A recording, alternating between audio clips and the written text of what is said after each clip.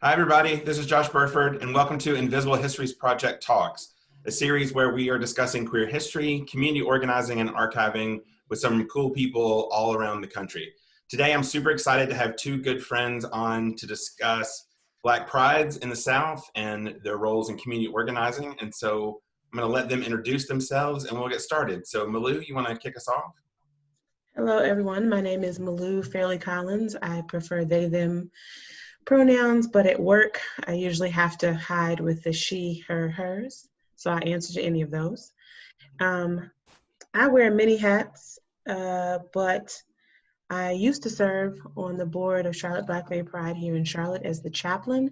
So I am ordained reverend, and I'm a chaplain, and I teach chaplaincy in hospital settings. Tony?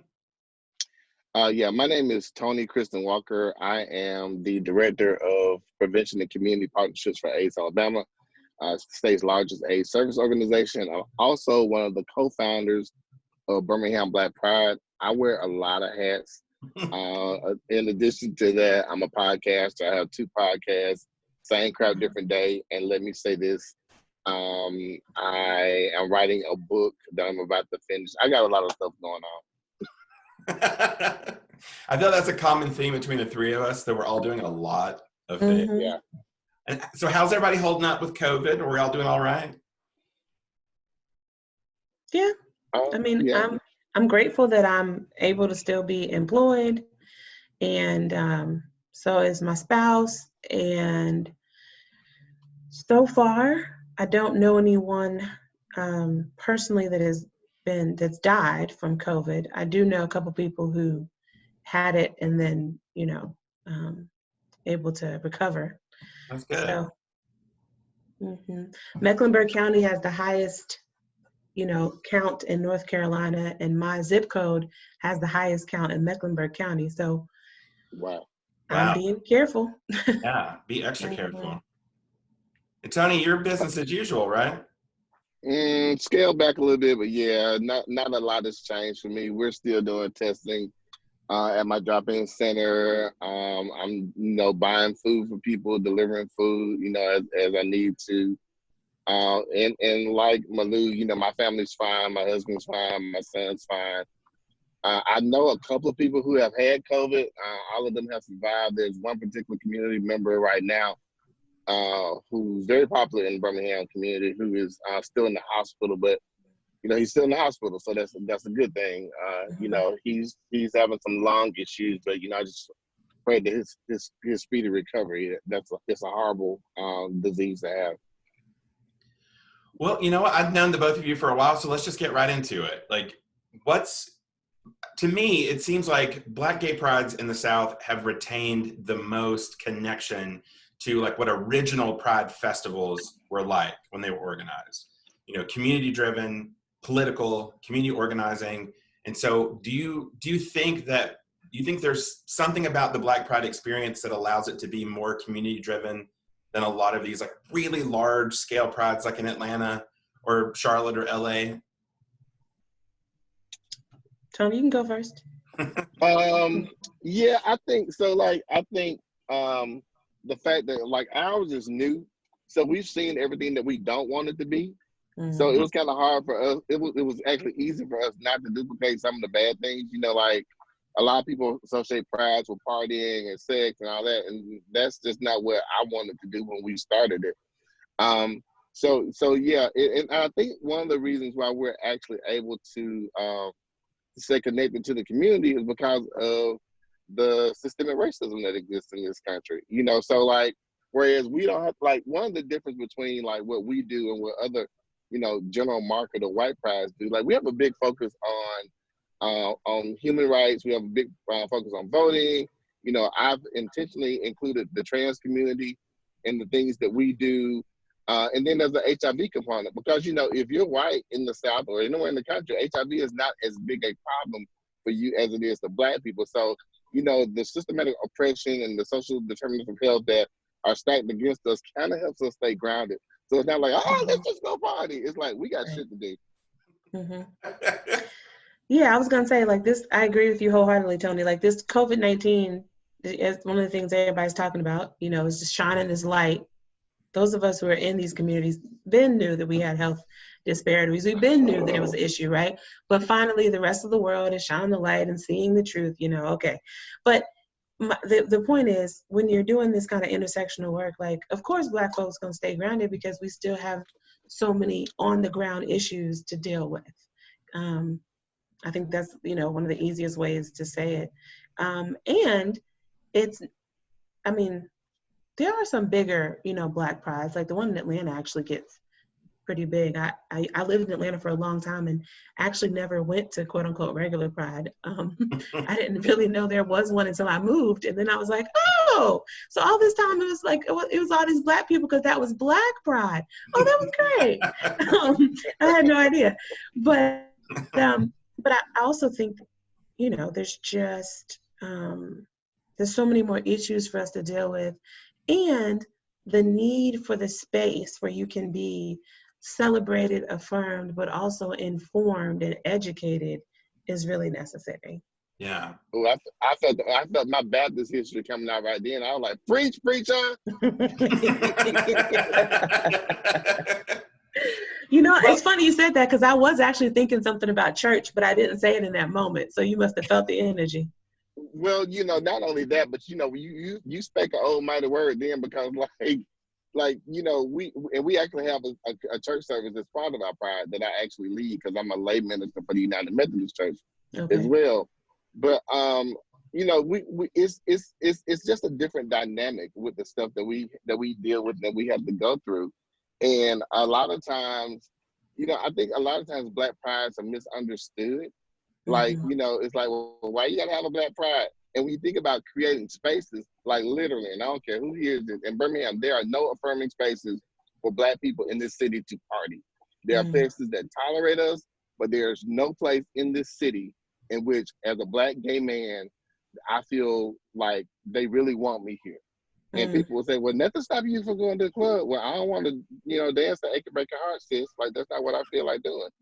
And then, you know, you got one particular club that actually has the no Black folks sign. It's like, you know, no sagging pants, no hats. Just say no niggas, and we all right with that. You know, we know what you're trying to say. Just tell the truth. Tell the truth.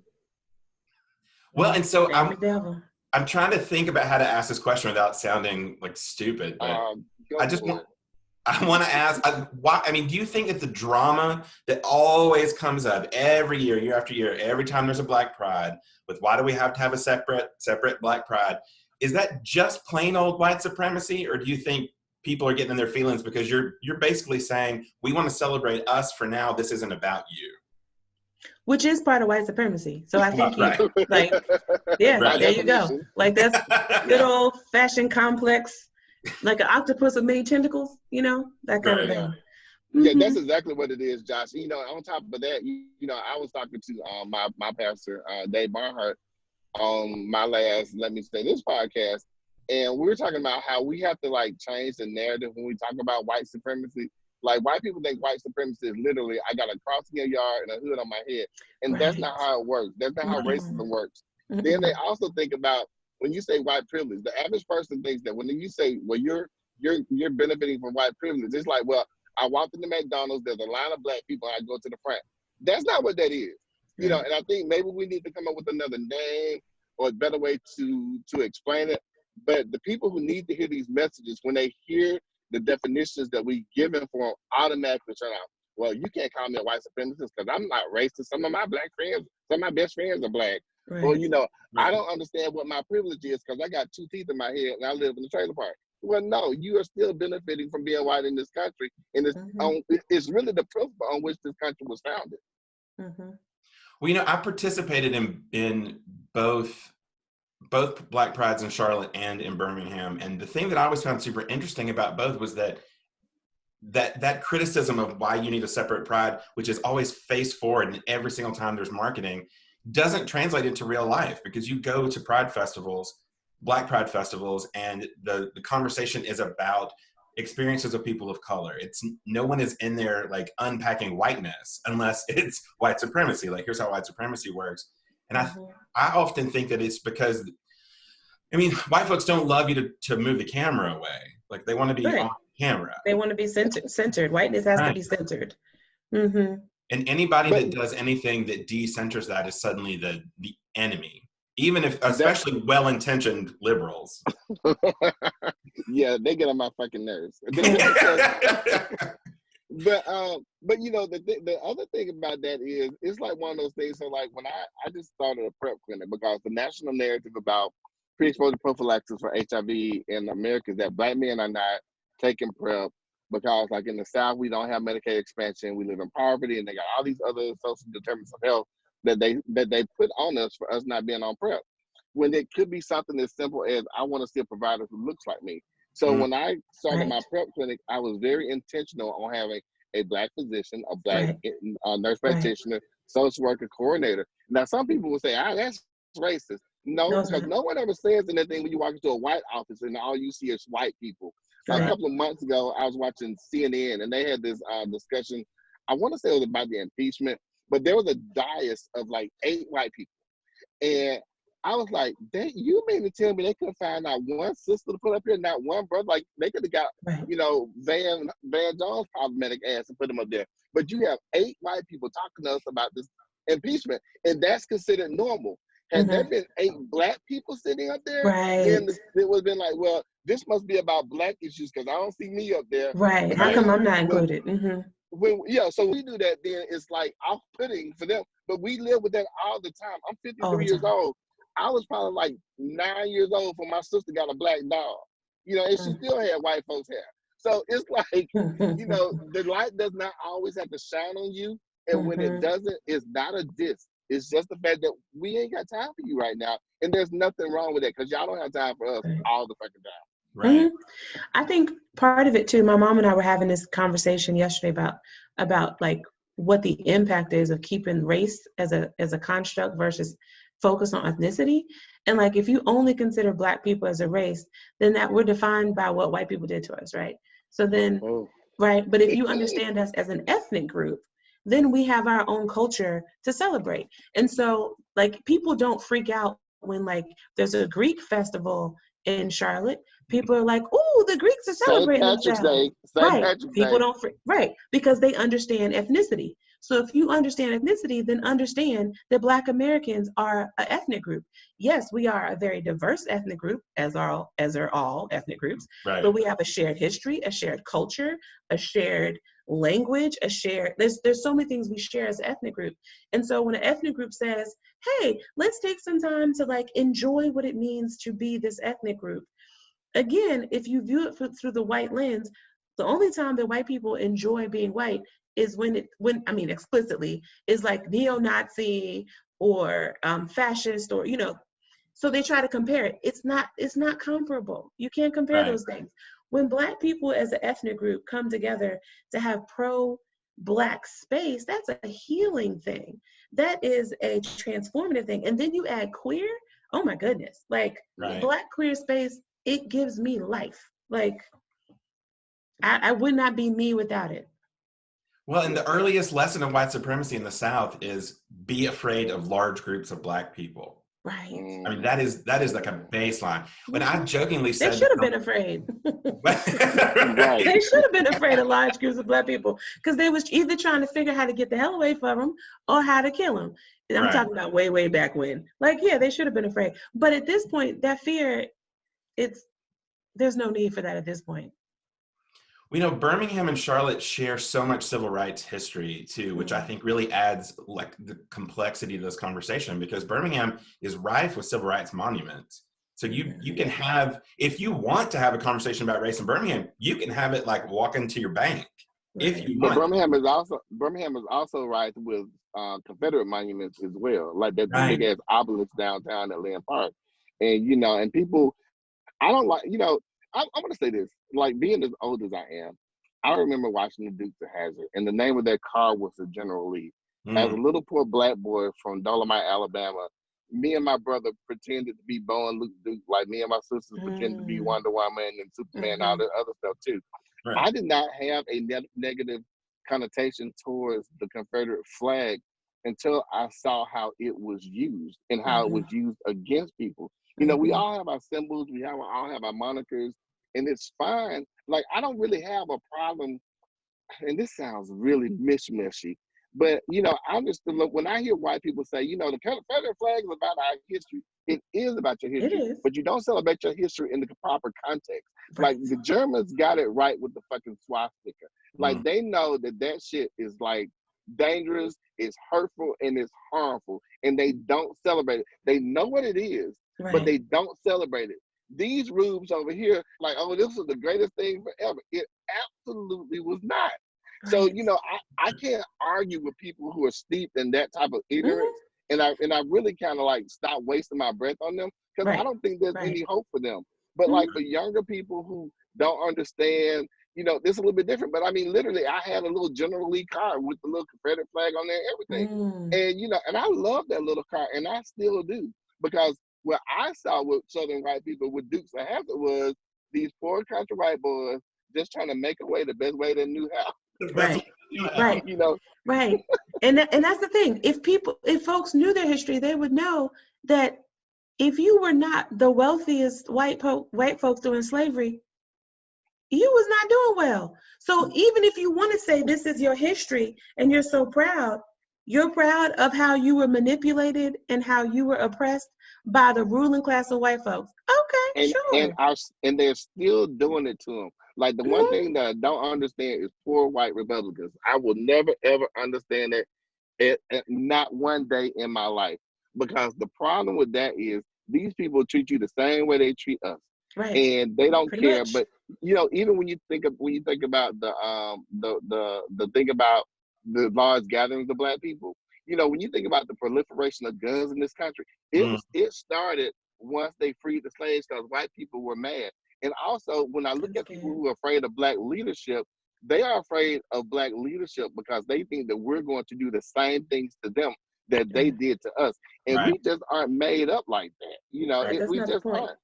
Yeah. Yeah. Well, and so what, I mean, if this is good, if someone has never been to a Black Pride festival of any kind, you know, and what could they expect to see that would be different than if they went to a more, you know, traditional Pride festival? Like, how does it actually differ in the practical as opposed to the theoretical? Well, I'm going to answer in one way that's just very simple, but it's powerful. You will see queer Black folks. Mm. Lots and lots of queer, well, they're not all queer, LGBTQIA+, because queer as a frame is a little bit different. I'll just say that. But you will see and be surrounded with an energy that you're not made to feel odd, you're not threatened, you're not belittled, you're not, it's that energy of knowing constantly, like, oh, this space is not made for me. I don't belong in this space. There is threat here. Maybe not physical violence, but there's violence and threat in this space. And you live with that consistently. And then you have this opportunity to go into this other space called Black Pride. I feel like I am preaching now. You go into this other space called Black Pride, and you get to settle into your skin and breathe and have moments of greater peace. There'll be drama, there'll be this and that, but on the deepest level, there's this moment of peace, knowing that, like, it's okay. I can bring a fuller self to this space and be welcomed. Right. You are preaching today. Right. You I mean, like that. today. Like, hallelujah on that. Mm-hmm. You know, the other thing I like to add to that is, you know, it's one of those things where, like, not only do you have that sense of peace, but you also have the sense of empowerment and autonomy. You know, the one thing that I don't like is for people to feel like, well, they've done something for me. Or, you know, you Black people should be, you know, gracious that we invited you to White Pride, because, you know, you couldn't have did this on your own. And it's like, no, we are totally capable of planning and executing an event. You know, and the other thing that I like about it, especially with our Pride, this is going to be our third year if we have it. But, you know, we've had 2 years of just great fun. There have been no real incidents at all that was associated, you know, directly with our stuff. And, you know, the running narrative about Black people and Black gay people, Black gay men in particular, is, well, it's going to be a fight. Don't get lesbians involved. It's going to be a fight. We haven't had any issues whatsoever. And so but not only that, I think we are also more inclusive because white America loves Black culture. Like they love Black culture. And like when it comes to our music, our dancing, like just go to TikTok. You see all types of white people making asses out of themselves. Like, okay, sis, that's not cute, but hey, it's TikTok. Right. But you know, but I think we're also a little bit more inclusive in the aspect of that people gravitate towards our culture. When I go, the few times I've gone out to white clubs in Birmingham, it's always, I'm not really feeling this music. Oh, did she just do a drag song and say the N word because it's in the lyrics? You know, like it's like, and don't tell them about it because then they get offended. Well, it's in the song, but bitch, you still can't sing it. Right. You know, it's still not for you. Right. So you know, and so it's also very inclusive because when I think about, and this is a horrible example, but it really illustrates the point. If I walk into any white church in Birmingham other than the gay ones, I'm gonna get some looks and I'm gonna get some stares because what is this Black man doing in First Baptist? Oh yeah. Mm-hmm. And you know, when white people come into Black churches, and you know, the church in Charleston where that guy shot at people, this white dude walks into this church, and these Black people are totally at ease to their chagrin, because we don't look at white people automatically as, oh shit, some white people come in, we might need to clutch our pearls, but they do that to us all the time. So like, even if you're not Black, when you come to our events, you are still welcome. You feel welcome. You are still affirmed in your own personhood, and we just can't get there. Mm-hmm. Yeah. Malu, remind me how old Charlotte Black Gay Pride is. Is it? I was just trying to look that up. What I'm thinking, 15 years. 15, yeah. Okay, there we go. I was just trying to look that up, but yeah, 15 years. And so Birmingham Black Gay Pride this is your third year. We still got our baby teeth.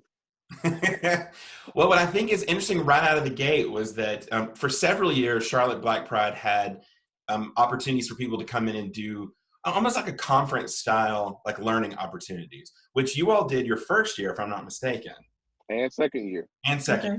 Yeah, which I think is another part. If you go back and look at the really early prides in the South, in Atlanta, even Birmingham had a pride in 1980. There was always that like community learning component, which is totally, Tony, you're absolutely right. It's totally missing, even though we have a lot of pride festivals that go on like 8 or 10 days now. And we still don't see that like moment for us to come together, Malu, to your point, like you're in this space, you're seeing Black queer people. Why not use that opportunity to talk to one another? Like not just to check in, but also to challenge. Right. Yeah. Yeah. Which I feel like is missing so much from pride festivals, just in general. Well, that was one of the things. Like, you know, I'm in education. I'm an educator, and I wanted people to be able to talk and learn. Our first year, we did one in the state of Black gay people in the state of Alabama, and it was one thing. It really, oh my God, it really, like the first question was, what do you think about when you think about being gay and Black in Alabama? And this older lady, she was an older lesbian. She goes, lonely, and I was like, oh fuck. Like, you know, you're 60 years old, you're Black, you're gay in this state, and there's no affirming place for you. Right. You know, so you know, so that was very like poignant, a very poignant point that was brought up. But we also talked about the little divisions, because like we called hell our first year, and not from white people, from other Black people. You know, because you know there's this thing about, well, we tried this and it failed, but they're gonna do it, so we're gonna tear it down. And like literally, I had to call a bunch of people on the carpet after this, like, hey, wait a minute, bro, what's up? Like, you know, why what is this about? What's the problem? You know, yeah, it was like almost like, well, y'all didn't ask us. Well, we didn't need to ask y'all because y'all weren't doing anything. Right. And so that was first year. And then the second year, Josh, you remember my beef on Facebook. You know, then the white people got in on it. You know, they didn't like our origin story. And our origin story is going to always be our origin story. Our origin story is that we started because we could not get a seat at the table of Central Alabama Pride. And white people got in their feelings about that. You know, so much so I had to cut some folks out. You know, we just like in the last, like right before this COVID thing hit, we finally like made peace with them about that. Well, they made peace with us about that. Right. They have some new people who are on the board, and even their president was like, you know what, that wasn't, you know, our intent. No, that was somebody who was running renegade, you know, and we're sorry. And I tell you, you know, we're not friends on Facebook yet, Malu, but I think we will be. Okay. I will cut somebody out. Like, you step me the wrong way, I'm going to hand you your ass. But I'm also very reconciliatory. I believe that when people earnestly ask for forgiveness. I think Right. you're less than human if you don't accept that. So, you know, I've never had a problem with them other than the fact that we couldn't get in. But then once we in, then we got two prides now, you know, and make it do what it do. But it's there's always something that's always brewing under the surface. And sometimes it shows its head. Most of the time it shows its head. But it's all about how you deal with it. Right. Yeah. Well, and Charlotte has moved in the direction of expanding into more like identity-specific prides, right? Because there's a trans pride now and a Latinx pride. Am I right about that? Yep. Yep. And so, yeah. Sorry, I felt like I was interrupting you. Oh, no, just yes. And I was just going to say, and I love that. I get very excited about it. You know, I'm one of these people that like when more letters come, I get excited. You know, people are like, how many letters are going to be? I don't know. It's great. You know what I mean? Like the more that there are spaces where people get to say, this is who I am, this is who we are.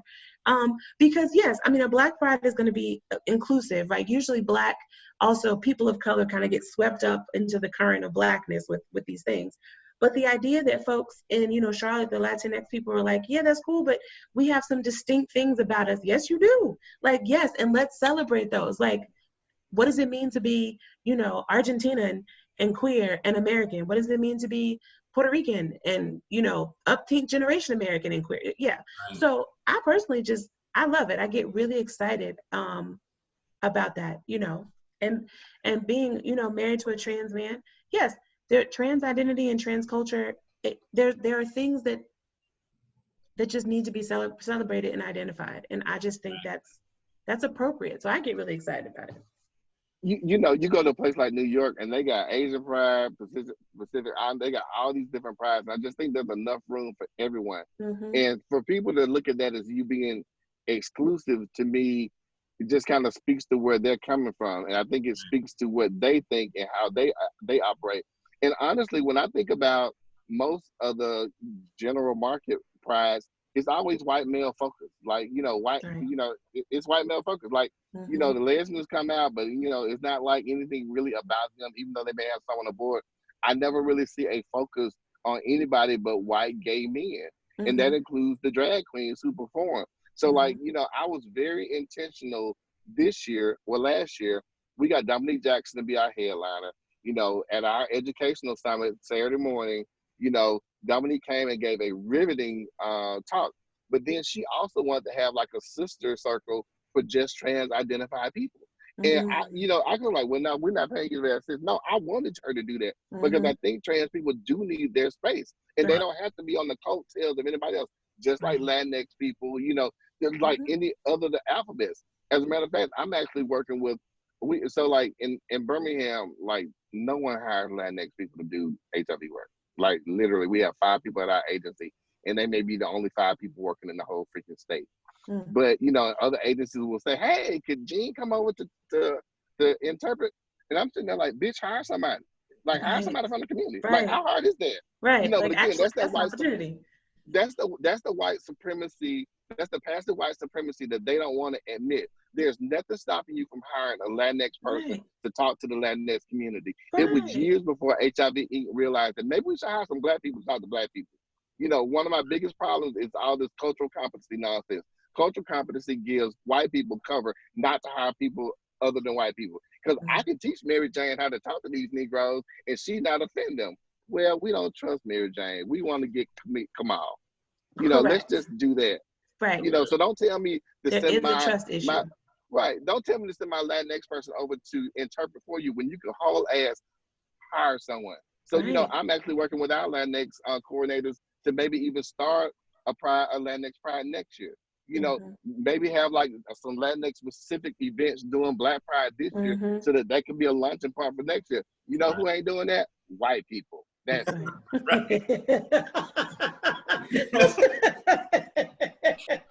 Ooh, that tickled me, the way he said that. Once we get the video posted, in the comments below, we'll have links to Birmingham Black Pride and to Charlotte Black Pride, so people can go to websites, check out what's going on. I know that Black Pride in Charlotte was just canceled today for the summer. Yeah, both of them. We don't know about Birmingham Black Pride yet, do we, Tony? We're on hold right now. You know, ours is in the middle of August, so hopefully we'll be able to do it.